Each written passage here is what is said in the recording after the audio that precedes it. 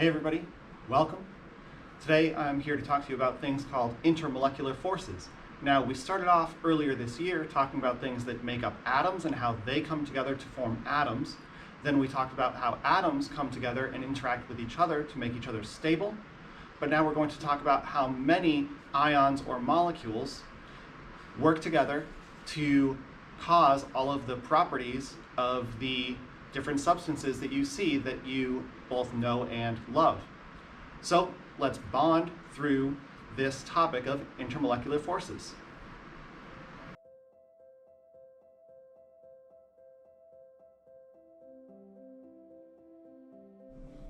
So to start off our discussion today, we're going to cover some basics about the three main phases of matter. Excluded will be plasmas since they're not commonly talked about in chemistry. So to start off, are solids. In a solid, the ions or molecules that make it up are locked in place.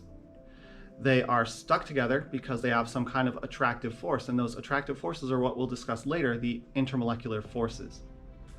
But the intermolecular forces that are holding the ions or molecules together are so strong that they are locked in place.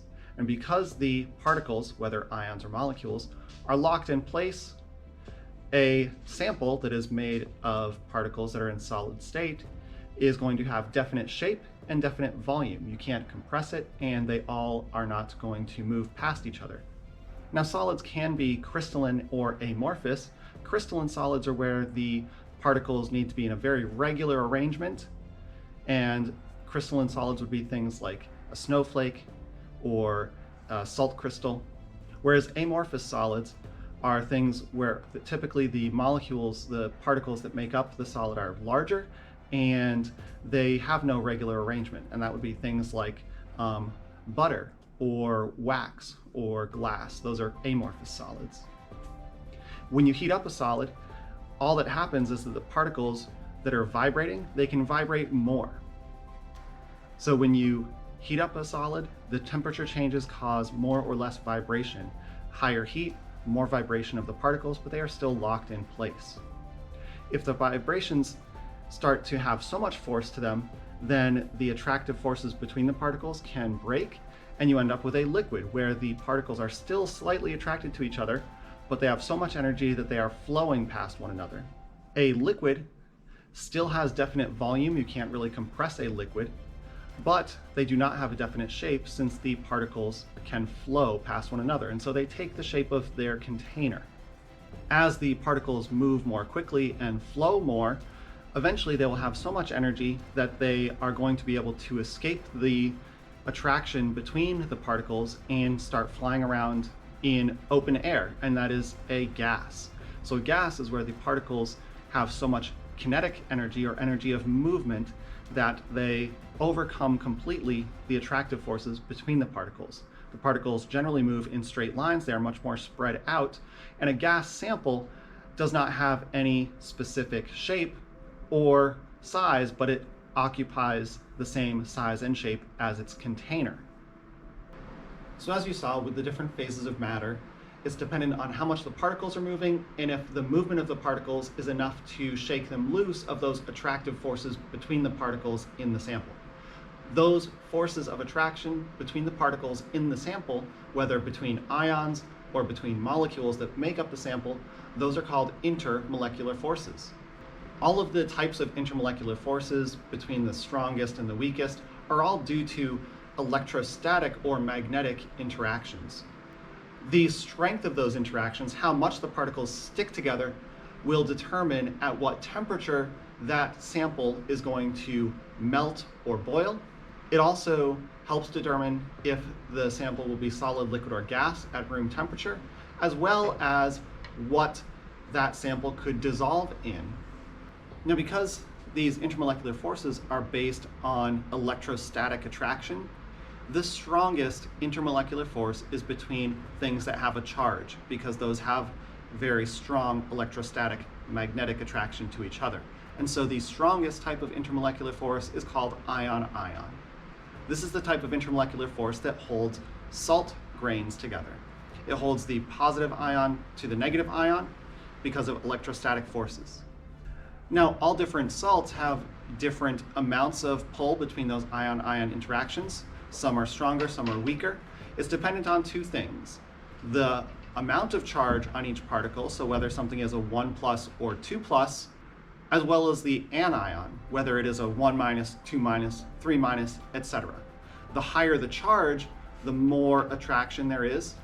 The other thing that can influence how much that attraction is that how close the ions are together, or the size of the ions, where bigger ions means that the center of the charge is further away, and so there's less attraction. Smaller ions, more attraction. Higher charge, more attraction. Lower charge, less attraction. Bigger ions, less attraction.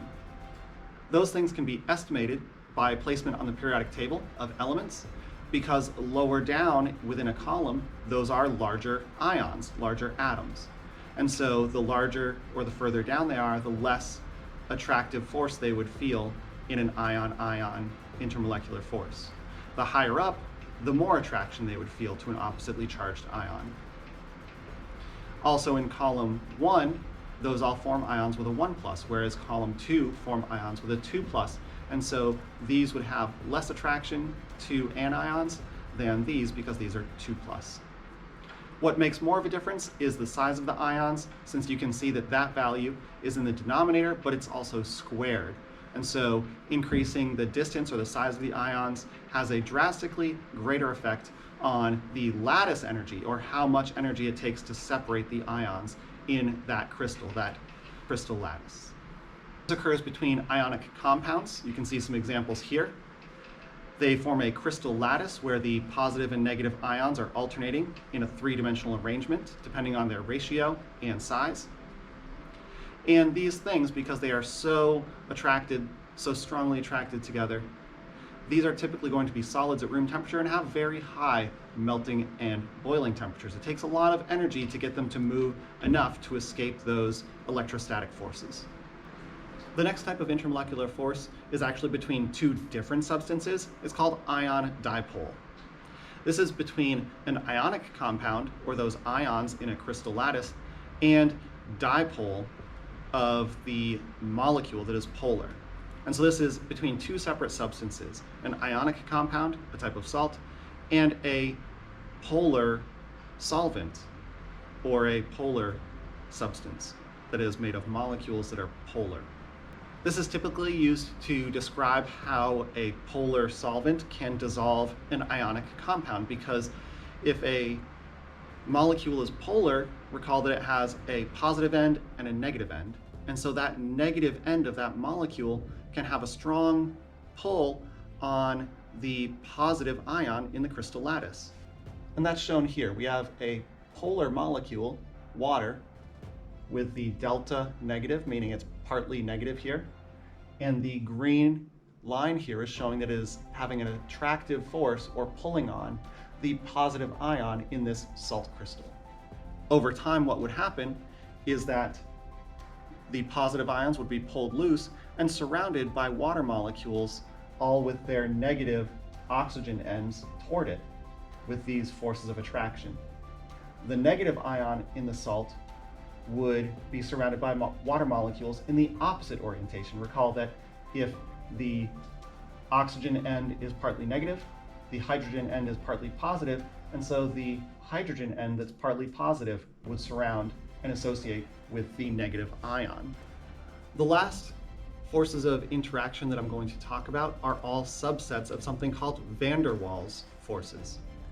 Van der Waals forces of attraction are all between different molecules, and they are weaker than ion-ion and ion dipole, but they are between non-charged molecules, van der Waals forces. The first of which is called dipole-dipole, and that's between two separate molecules that each are polar. They could be from the same substance, like two water molecules, or they could be from different substances, like an ammonia molecule, which is polar, and a water molecule that's also polar. So in a dipole-dipole interaction, the part of one molecule that's slightly negative is attracted to the partly positive section of another molecule. And there's an attractive force. I've chosen to illustrate that with two molecules of hydrogen sulfide. So the sulfur is more electronegative and pulls electrons to itself, and therefore the sulfur side is partly negative of each molecule of H2S, whereas the hydrogens are partly positive. And so the partly negative sulfur on one molecule has an attractive force to a separate molecule, the partly positive hydrogen section. Now there's a difference between hydrogen and sulfur in electronegativity. It's relatively small. When the difference in electronegativities between hydrogen and what it's bonded to is incredibly large, that is called hydrogen bonding. It's an extreme form of dipole-dipole interaction. So hydrogen bonding is an extreme dipole-dipole interaction where one molecule has hydrogen attached to nitrogen, oxygen, or fluorine, incredibly electronegative elements. A typical example here is with water molecules. Recall again that the water molecule, the oxygen, is partly negative because the oxygen is more electronegative. The hydrogens are partly positive since they have their electrons being partly pulled away from them. And this green is representing the force of attraction between two separate water molecules. Students often get confused when you ask them to point out or illustrate the hydrogen bond in a diagram or in an image. The hydrogen bond is not the covalent bond to the hydrogen. The hydrogen bond is the magnetic interaction between the partly negative and partly positive sections of two separate water molecules, or two separate polar molecules. The hydrogen bond is this green interaction between the two separate molecules. The last two types of intermolecular forces involve nonpolar substances. In the first case, it's a polar substance interacting with a nonpolar one, and in the last, it's two nonpolar substances. So what happens is if a polar substance can get close enough to a nonpolar one, the partly negative part of the polar substance can actually push the electrons away from one side of the nonpolar one, exposing partly the nucleus that's positively charged. Here I've shown that, where you have a nonpolar atom. This could be helium with a positive center and two electrons. If a water molecule gets close to it, the partly negative part of the water shifts the electrons in that helium atom, partly exposing the positive nucleus, and so the negative of the water molecule can attract or interact with that positive nucleus because it has induced a charge imbalance, or it's induced a dipole. So part of this nonpolar substance is now partly negative and part of it is slightly positive. So it's an induced dipole because this pushed its electrons away. Similar to an induced dipole in this case with a polar substance and a nonpolar one, if two nonpolar substances get close enough, they can have their electrons push against each other, and one could push the electrons of the other to one side. So here we've got the electrons from one that's going to push the electrons from the other to the side. And so the electrons here can be slightly attracted to the nucleus of this separate nonpolar substance and have a slight attraction. And what that means is that if these two helium gas molecules bump into each other, they aren't going to ricochet completely, they're going to stick just a tiny amount. Hey, thanks for making it to the end of this. Hopefully that was all clear enough. You'll do plenty of examples in class where you're going to look at a formula and you're going to try to decide, is it ion-ion, is it dipole-dipole, is it hydrogen bonding, or is it London dispersion forces? Because identifying what type of intermolecular interaction or intermolecular force is experienced by that substance will help you figure out if it's going to have high or low melting and boiling points, or if it's solid, liquid, or gas at room temperature. You'll get plenty of practice. You're going to look at lots of examples about how to predict those things just looking at the formula now. So I hope this has been valuable to you, and ask questions in class if you have them. I'll see you next time.